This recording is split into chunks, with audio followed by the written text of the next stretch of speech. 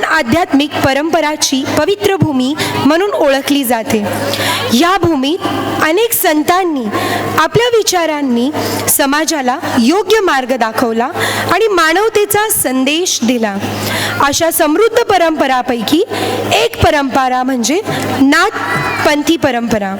नाथपंथी साधूंचे जीवन अत्यंत साधे, संयमी आणि आध्यात्मिक साधनेला समर्पित आहे. त्यांच्या वेशभूषेत, त्यांच्या जीवनशैलीत आणि त्यांच्या साधनेतून आपल्याला वैराग्य, शिस्त आणि आध्यात्मिकेचा सुंदर संयम दिसतो. ही परंपरा आपल्याला शिकवते की खरा आनंद भौतिक सुखांमध्ये नसून आध्यात्मिक शांततेमध्ये आणि साधनेत आहे.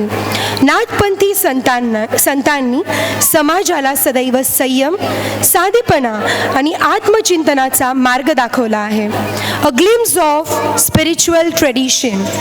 चला या परंपरेमागचा सुंदर विचार पाहूया.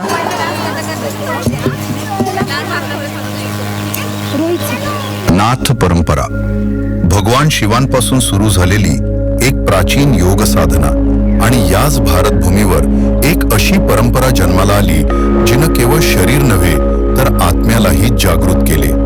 ही होती नाथ परंपरा. ही एक प्राचीन योग साधना आणि अध्यात्माची परंपरा जिची सुरुवात झाली आदिनाथांपासून म्हणजेच भगवान शिवांपासून. ध्यान, हठयोग, वैराग्य आणि अंतर्मनाची शक्ती यांचं गूढ ज्ञान या परंपरेतून पुढे आलं. आदिनाथानंतर मच्छिंद्रनाथ आणि गोरक्षनाथ यांनी ही परंपरा संपूर्ण भारतभर पसरवली. त्यांच्या साधनेतून मानवाला स्वतःच्या अंतरंगातील शक्तीची ओळख झाली. महाराष्ट्रातही या परंपरेचा प्रभाव खोलवर दिसून येतो.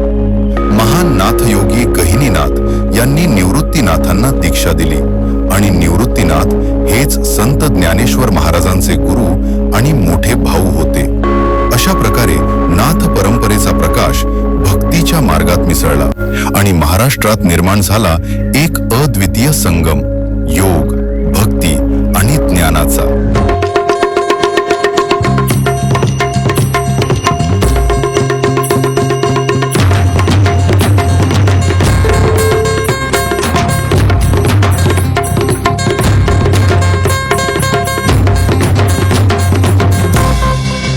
नमः पार्वती पतये हर हर महादेव.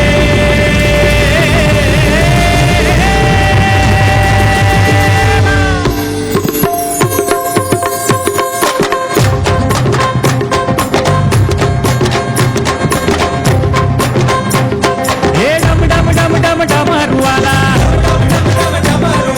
पार्वतीपती कैलासवाला. डमरुवाला पार्वतीपती कैलासवाला, शरण आलो तुला हो दर्शन दे रे मला. महादेवा शरण आलो तुला हो दर्शन दे रे मला.